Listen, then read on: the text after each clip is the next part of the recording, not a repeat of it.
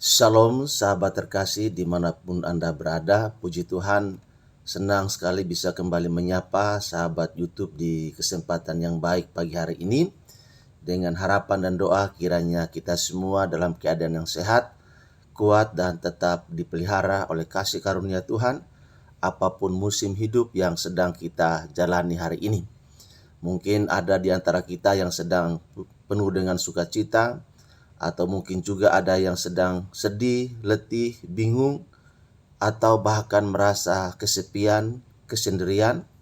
Tapi kabar baiknya pagi ini adalah kita tidak sedang sendirian. Tuhan hadir dan firman-Nya selalu relevan menyapa kita hari ini, saat ini, dan tepat untuk hidup kita. Sahabat YouTube yang diberkati oleh Tuhan, sebelum kita masuk dalam perenungan firman Tuhan, mari kita sejenak menenangkan hati, membuka pikiran, dan memberi ruang bagi Roh Kudus untuk berbicara secara pribadi kepada kita. Biarlah bukan hanya telinga kita yang mendengar, tetapi hati kita yang disentuh dan hidup kita yang diperbaharui. Baiklah sahabat YouTube yang diberkati oleh Tuhan, mari kita siapkan diri dan bersama-sama masuk dalam renungan firman Tuhan pada kesempatan yang baik pagi hari ini. Dan firman Tuhan terambil dari kitab Yesaya pasal 9 ayat yang kelima. Demikian firman Tuhan.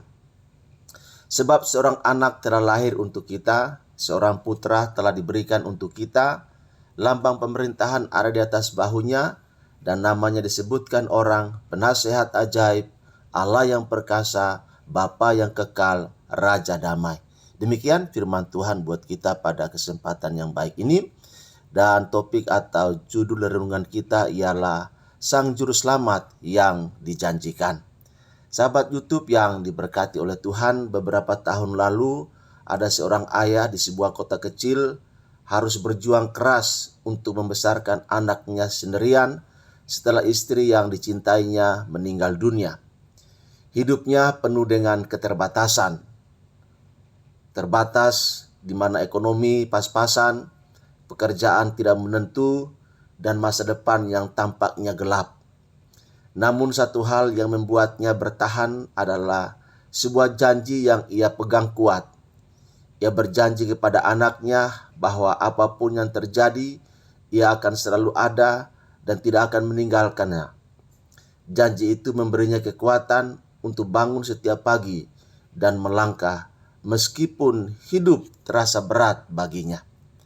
Sahabat YouTube yang diberkati oleh Tuhan, kisah sederhana ini menolong kita untuk memahami satu kebenaran penting, yaitu janji yang sejati memberi harapan di tengah kegelapan.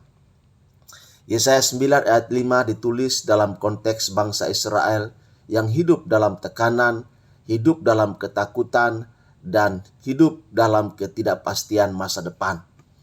Secara politik mereka terancam, secara rohani mereka rapuh.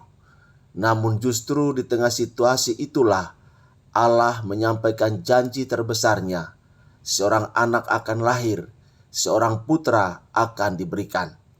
Keselamatan tidak datang dari strategi manusia, melainkan dari inisiatif Allah sendiri. Sahabat YouTube yang diberkati oleh Tuhan, Nabi Yesaya tidak sekedar berbicara tentang kelahiran seorang bayi biasa. Ia menubuatkan kedatangan Sang Juru Selamat dengan 4 gelar ilahi yang sangat dalam maknanya. Kristus disebut Penasehat Ajaib. Dia memberi hikmat yang melampaui logika manusia. Ia adalah Allah yang perkasa, di mana kuasanya sanggup mengalahkan dosa dan maut. Ia adalah Bapa yang kekal, di mana kasih dan pemeliharaannya tidak pernah berakhir. Dan ia adalah Raja damai, bukan sekedar damai tanpa konflik, tetapi damai yang memulihkan relasi manusia dengan Allah. Sahabat YouTube yang diberkati oleh Tuhan, kelahiran Yesus Kristus adalah penggenapan janji Allah yang setia. Ia datang bukan hanya untuk mengubah situasi, tetapi untuk mengubah hati setiap manusia. Dunia mungkin tetap penuh tantangan, tetapi kehadiran Sang Juru Selamat memberi kepastian bahwa Allah tidak meninggalkan umatnya. Janji Allah bukan janji kosong, janjinya hidup, real, nyata, dan digenapi dalam pribadi Yesus Kristus. Sahabat YouTube yang diberkati oleh Tuhan, renungan ini mengingatkan kita bahwa iman Kristen berdiri di atas janji Allah yang dapat dipercayai. Ketika hidup terasa gelap dan harapan menipis, kita boleh kembali kepada Sang Juru Selamat yang dijanjikan. Dia yang telah datang, yang hadir, dan yang akan datang kembali dalam kemuliaan. Sehingga kita punya alasan untuk hidup sampai dengan detik ini. Kita punya alasan untuk berharap sampai dengan detik ini. Kita punya alasan untuk terus maju karena kita punya Yesus yang hidup, yang berkuasa, Raja di atas segala raja, yang memegang kendali kehidupan kita, yang berotoritas dan berdaulat, serta akan menolong kita melewati masa-masa sulit, masa-masa sukar di hidup kita. Inilah kabar baik yang boleh kita dengarkan dalam kesempatan yang baik pagi hari ini.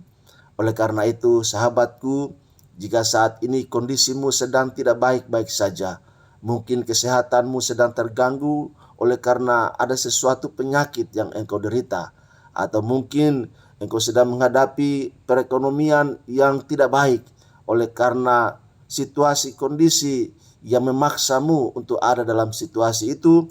Firman Tuhan berkata, Sang Juru Selamat hadir untuk menolong, untuk menyelamatkanmu secara rohani, secara ekonomi, secara sosial.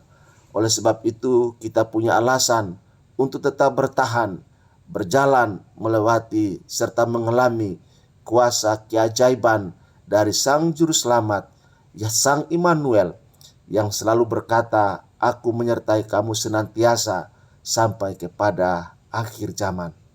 Demikian renungan firman Tuhan buat kita pada kesempatan yang baik ini. Kiranya firman ini boleh menginspirasi dan memotivasi kita semua untuk menjalani hidup dengan berbagai tugas dan tanggung jawab kita hari ini. Tuhan Yesus berkati dan salam untuk kita semua. Amin.